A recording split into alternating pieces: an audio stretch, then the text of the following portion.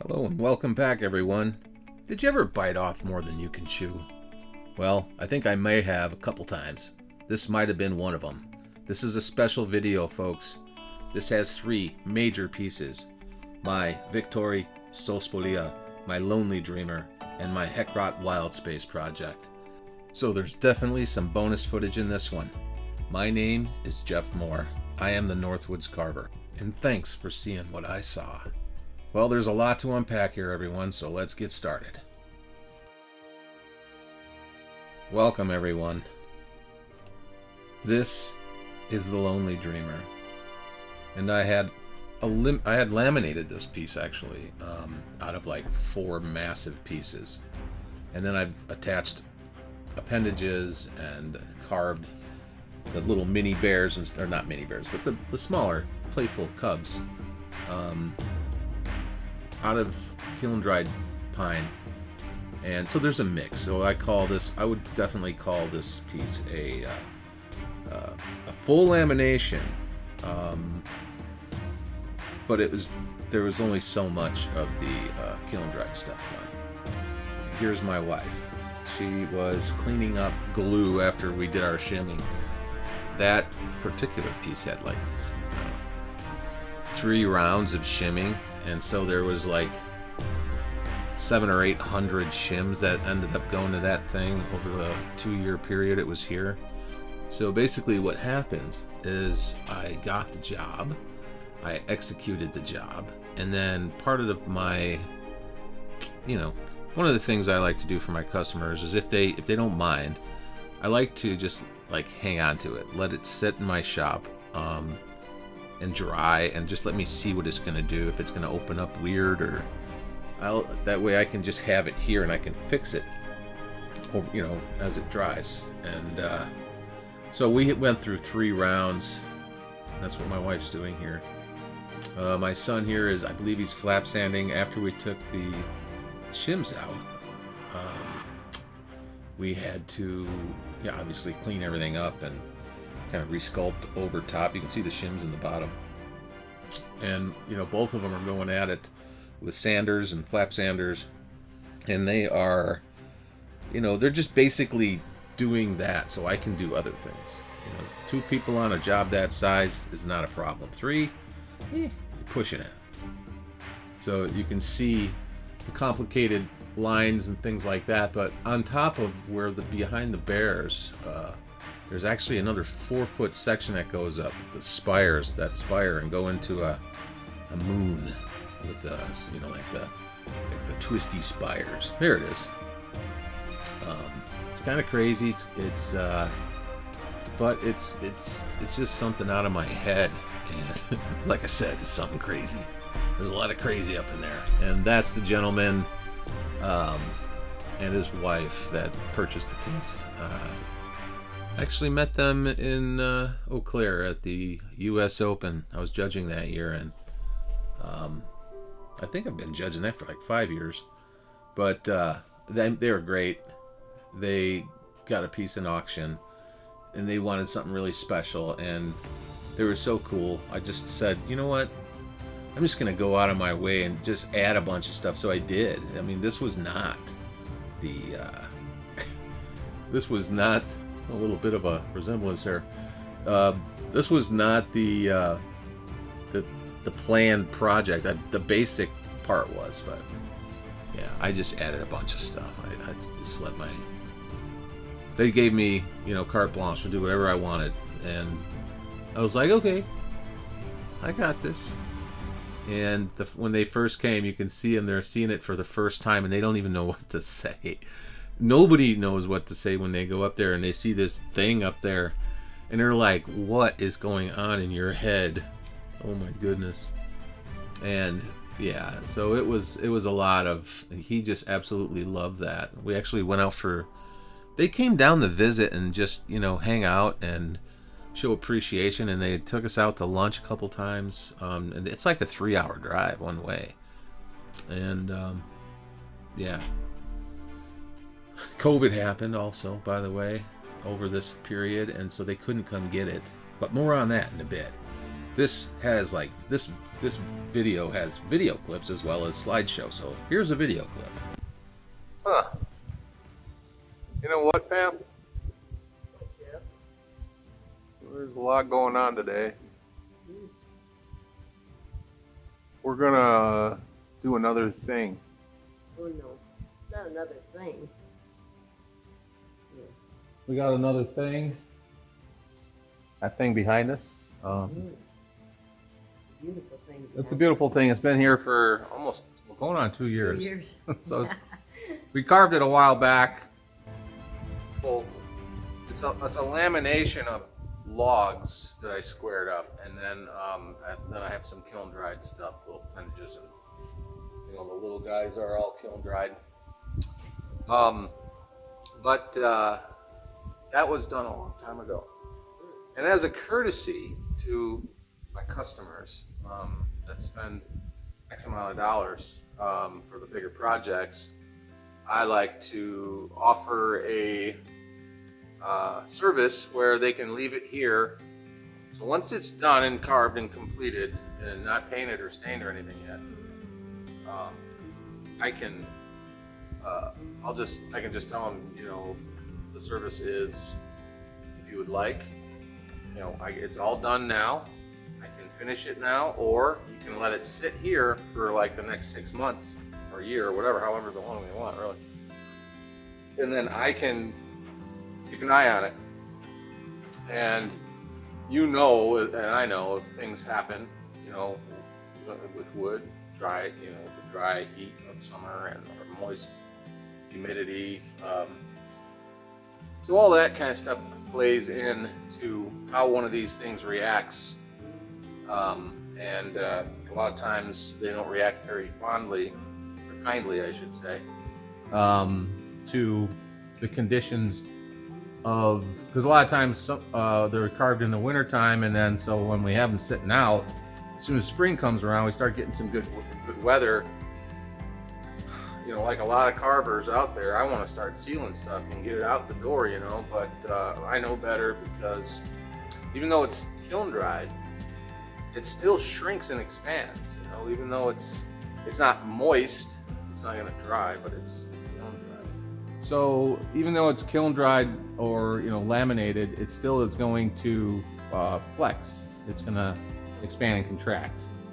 It's not going to dry out and crack, but it will move. And so it's nice to be able to watch those things happen over time to see how my builds go.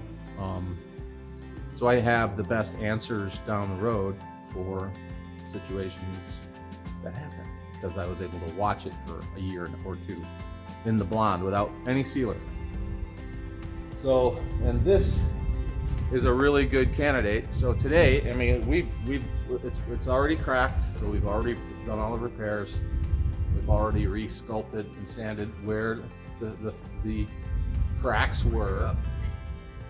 So that this Pictore Sult Spalia is Latin for to the victor of the spoils, and because it's an eagle flying away with a walleye, and a muskie is leaping into midair to catch, to grab to snatch the walleye back out of the eagle's talons. And it's a big one. It's a big walleye. It's a big walleye, yeah, but it's a big muskie. Huge. And a big eagle, and a huge splash with cattails coming through it and everything. So it's probably my most difficult build.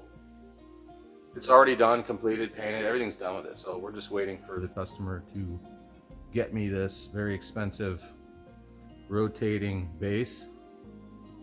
So he's gonna have a rotating base that this thing's gonna sit on in his yard, in his backyard by the lake. And it's just gonna slowly rotate, so everyone can get the 360 on that thing. Can't have one video without my dog sucking down a gallon and a half of water. Where's my... Well, what can I say? My dog Fame, she's a big thirsty girl. Here I'm just blowing out a lot of the what's left of whatever sawdust. This thing was filthy. because it sat for so long. We had to really do a good job blowing this thing off and sanding and just, whatever we could to clean it up. Also, I'd like to apologize for the audio on that part, and there's going to be a few other parts that's kind of like that. It's super windy, blowing through my big barn doors, and it's just the wind removal on this software. Okay. Things look a little different behind me, don't they? That's because I had to take the top of the carving completely off of it.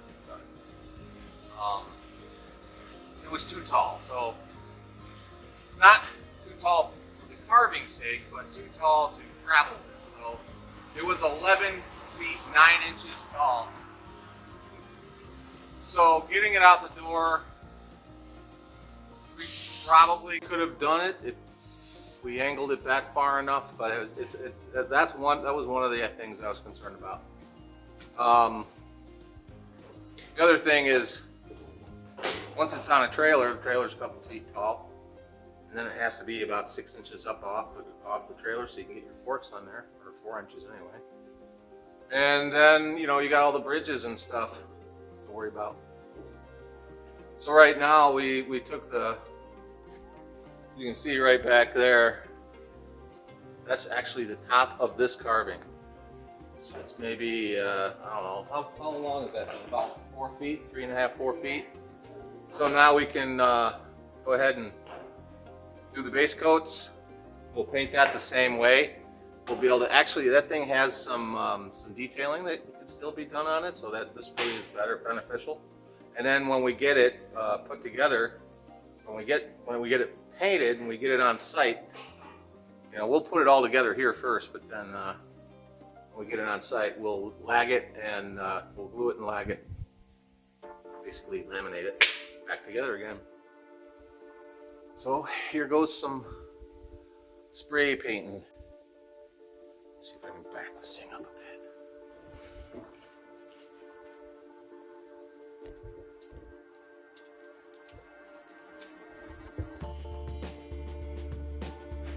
There.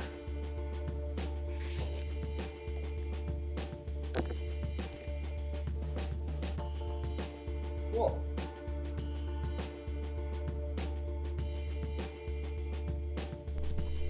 So I'm just like messing around with the sprayer head, trying to get it to spray decent. It'd been a while since, well, I shouldn't say that. I just got finished spraying that wall in the back. No, it wasn't a while, but I think it was a while for it to be sitting out. I think it got a little cloggy or something. Yeah, so this is it. This is it, man. This is where I just start the painting process. Getting down and dirty, getting down in the deep of the crevices of, well, as you can see, it's a crevice-rich environment. And I am getting all of it, trying to get into every nook and cranny with as much paint from every angle as I can. So having that pot sprayer, by the way, that is a pot sprayer. And no, it's not the pot that you're thinking of. It's a pot, like a pressure pot type thing. It is very cool. You could put like 3 gallons in it, and you could just have your cake and eat it too, because it's got a 20-foot hose, and it just does a fantastic job. You can spray cars with it. You can spray houses or whatever you want. It works really good, and it's very powerful. So this black paint, it is thick as a brick. It's like a chocolate shake in there, man, and it still pumps it out with no problem. I don't think we even have it set up that high as far as pressure either, but it does a great job. So that's what they call an HVLP sprayer. So high volume, low pressure, and no pressure, 0 pressure. I got no pressure. It's all good. It's all good. I do this every day, right? So a lot of times what my wife will do, believe it or not, is she'll come up behind me, as I'm going around with a brush, and she'll, pick up any drips or anything I might have missed, or she'll tell me that I missed something, which is, yeah, I know I'm going to miss a lot, but having my wife tell me, I guess, it seems fair, seems fitting. You missed something. Yeah, I missed a lot. So I'm just trying to reach up and look around. You know, what do you say when you're watching some guy put a paint job on something like this? It's just like, okay, there he is. He's painting everything black. How interesting is that? I find it very interesting once it's all black in the right light. It's kind of cool. But most people have a cow when they see me paint. Not the fact that I'm a horrible painter or anything, but the fact that that beautiful wood tone is now gone. And I used to think the same thing, but I had since switched to the idea of it is no longer a problem, because now once I get 3 coats on this thing, it is completely protected. So I will take my work in a protected state over you know, having it in its raw state, because this is going outside. You know, you can't have your cake and eat it too, unless you're me and you like painting. So then you can have your cake. And I do like it. I just love watching, imagining things come together, and just, you know, as it's black, I'm looking at thinking I got like 100 different ways I can paint this thing, but I need to kind of keep it understated. I don't want it to be like a cartoon. I don't want it to be like a Disney thing. I don't know. Kind of wanted it to be not like something out of the mist. I bring that up once in a while. Something out of the mist. I just pull it out randomly out of my skull and just kind of get the old blender out and think of things and have memories and thoughts and, you know, of smells and sights and emotional content, and just kind of like mash it up. And usually I try to do that with both whimsical and natural stuff like bears or owls or whatever. And yeah, so here I am doing the spires. I don't know what, I don't know. I just, you know, here's the thing about this piece. There's some really technical aspects to this thing, and I made sure of it, like angles and stuff. So I would literally like I would painstakingly look at the direction of the limbs or the bear's legs or the foots and foots. I can't believe I just said foots. Ugh. Wowzers. So anyway, I'm here painting on this side, then I go over here, and I'm just about finished with the Heckrot Wild Space. I told you there was going to be something extra. And so you saw it blackened, and now you see it in its colored form. I did have to finish the bottom edge because it was not done. That was the last thing I had to do. And that's exactly what I did. I had to paint it black real quick, and then I jumped back on to this. So this is my shop. This is my dojo. This is the Mojo Dojo, man. And there has been a lot of monsters come out of this place. Beautiful monsters. Beautiful. So here's my big swinging overhead light and showing the Victoria Solspolia. And that means to the victor go the spoils. And as you can see, there is a muskie lunging out of the water, creating this huge, like, artistic type splash to grab the walleye back out of the eagle's talons. Like, how dare you? Like a clash of titans in midair. And my money, I think, is on the muskie. Because he looks like he's got that thing. And it was so difficult to put that, just to get that timed right. But here we go. We're going back outside. Apparently, it's the first time this thing has ever seen daylight. It has been in the barn. This is the 3rd year. So I just wanted to get around it, get some images with the different light, so you can really soak in the way I did Like, it is just really, to me, look at that. I mean, to me, that, like, that's what I had in mind. I just wanted this gnarly thing. So from a distance, it looks like just a distance look looks like just a gnarly tree, you know. Before you can get close enough to see any detail, it just looks like a, or if you blur your eyes, it kind of looks like a gnarly old willow or something. And then you see the little critters, and then you see all this other stuff, and it's all what I call fragmented idea. But so here I am. It was in my shop, so like time had passed since we painted it, like a year.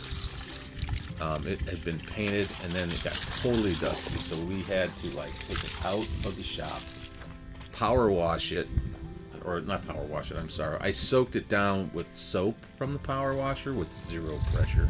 Just kind of like threw soap up. And then we washed it, rinsed it off. And here's my handy assistant, Bill Canziori. He's also a student, helping me throw down some lighter tones. And that is going to be our base for the color. What little color there's going in. There's going to be a little bit. But I just wanted to have it look like an old-timey whatever, and have a bronzish look.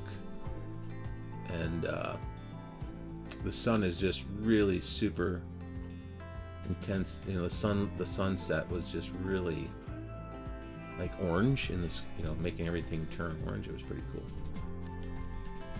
And I'm just kind of dry brushing. And let me tell you something, dry brushing something as big as these, it is so awesome and intense and fun, because you get to pick those little sections and what they're going to look like. But the problem is staying consistent, because you have to do this big piece. It's so much effort. But I don't care. You can see a little bit of that bronzy on his nose. Yeah, I just don't care about all that. You know, I wish there was a different way to get what I wanted to get, but you know, and I don't really necessarily want to use an airbrush or anything. I just want to get her done this way. And that is my sunset at my house. And here is the finished piece indoors, brought back to the shop, and I believe that we put it together. Was the top on? Yeah, so there's some nice colors, and you can see some of the bronze. So yeah, you can see some bronze. Even in this lighting, it's not quite as bad as my Patriot wall, where you couldn't see anything. Everything was completely washed out.